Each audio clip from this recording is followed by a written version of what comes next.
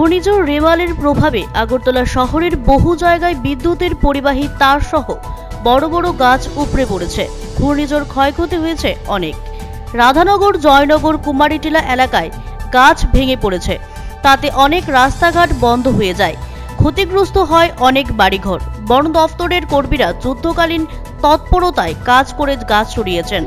বিদ্যুৎ নিগমের কর্মীরাও নিরলসভাবে কাজ করে চলেছেন।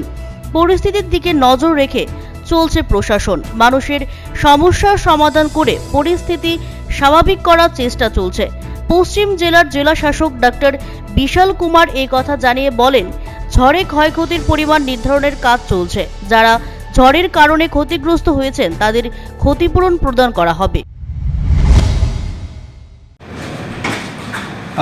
कल बहुत तेज़ आंधी चल रही थी, जिसकी वजह से कई जगहों पे पेड़ गिर गए, जैसे राधानगर एरिया में, जयनगर एरिया में, कुमारी टीला में।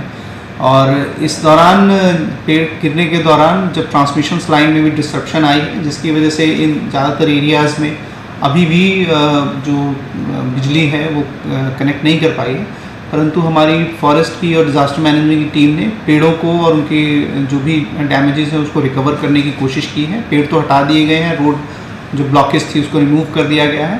और TSSCLs के भी जो QRT टीम्स हैं वो भी इस जो भी डिस्ट्रप्शन आया है उसको जल्दी से जल्दी दोबारा से नॉर्मलाइज करने की कोशिश कर रहे हैं। पेड़ टूटने के बाद किसी का कुछ नुकसान या पेड़ टूटने की वजह से किसी को शारीरिक नुकसान नहीं हुआ है। हाँ, कई जगहों पे कुछ बाउंड्री वॉल्स में डैमेज हुआ है, इसका हम असेसमेंट कर रहे हैं और जिनका भी डैमेज हुआ है उनको कंपनसेट किया जाए।